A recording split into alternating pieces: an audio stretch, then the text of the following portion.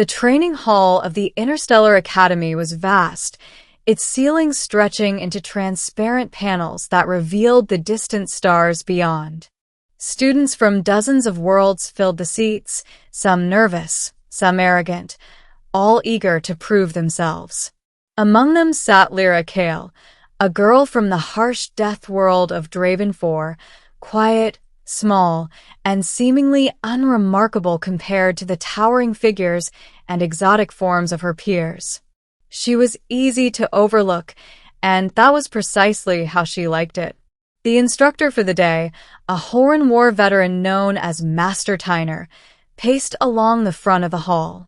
His presence was imposing, massive, armored, with claws capable of crushing bone.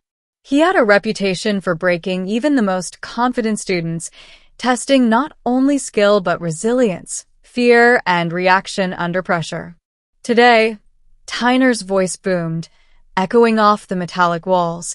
You will learn that hesitation is death. Strength is not just muscle, it is will, timing, and the courage to act before your opponent does. The students shuffled, some whispering nervously, others smirking, certain they could best the feared Horan instructor.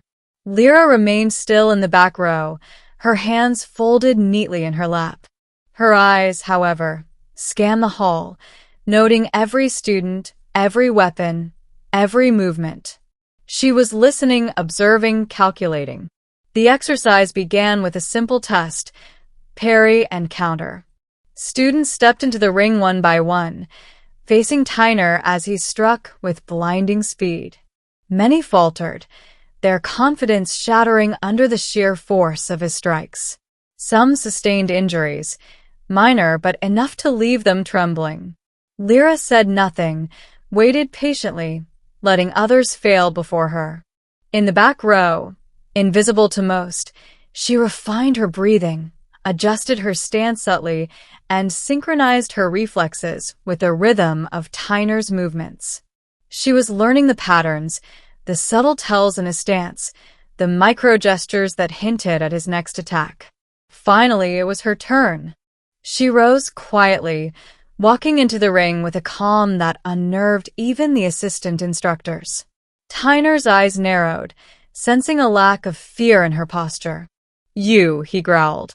"Do you think silence will save you?" Lyra's only response was a steady gaze, unflinching, measuring. The instructor lunged first, claws aimed at her shoulders, a strike meant to overpower and intimidate. Lyra didn't flinch. She waited, not with hesitation, but with precision. In that instant, her training, instincts, and experiences from Draven 4 converged. She dodged, pivoting with a fluid motion that allowed Tyner's momentum to carry him slightly past her.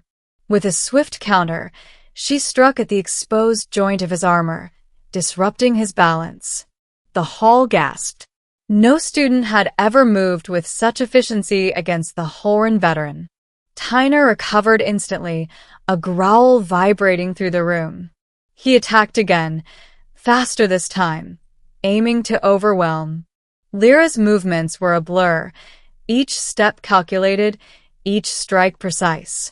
She didn't simply react, she anticipated.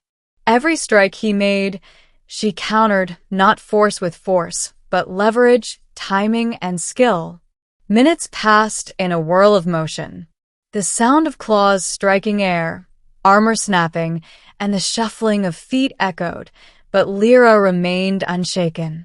She was in perfect rhythm with the instructor, matching speed with insight rather than raw strength. Finally, Tyner attempted a feint followed by a strike aimed at her midsection, a move designed to break defenses. Lyra, having predicted this in the milliseconds before, sidestepped, swept his legs, and delivered a disabling strike that sent him to the ground, momentarily stunned. The room erupted in shocked murmurs. The instructor rose, breathing heavily, his imposing form trembling with both exertion and respect. You are no ordinary student," he said, his voice a low rumble. "I underestimated you." Lyra stood silently, hands still at her sides, not gloating, not exulting. Her calm presence conveyed mastery, not arrogance. She had acted not out of anger or pride, but because the moment demanded precision, and she had delivered. The other students stared, some in awe, others in disbelief. A few, who had mocked her earlier for her silence and slight frame, now realized that strength was not always obvious. Lyra's quiet had been a shield, her observation a weapon, and her patience the key to victory. Tyner studied her, a rare expression softening his hardened features. Many warriors strike first and think later. Many falter because they act without understanding. You wait. You observe. You calculate. And when the moment comes, you act with perfect clarity. That is true skill. Lyra inclined her head slightly, acknowledging the words without a trace of pride. The lesson she had imparted was not just for Tyner, but for everyone watching. Power was not always about size, aggression, or noise. Sometimes the greatest strength lay in stillness, in patience, and in the ability to strike when the instant was truly right. Over the next several weeks, Lyra's reputation spread quietly among the students and instructors alike. She did not boast of her victory, nor did she seek attention. Yet those who observed her understood the lesson. True mastery was measured not by how loudly one announced themselves, but by the results when action was finally taken. In later exercises, she continued to demonstrate this philosophy. When paired against multiple opponents, she maintained composure, moving with deliberate care. Her strikes were efficient, her counters precise, and her presence unshakable. Each victory reinforced the silent truth.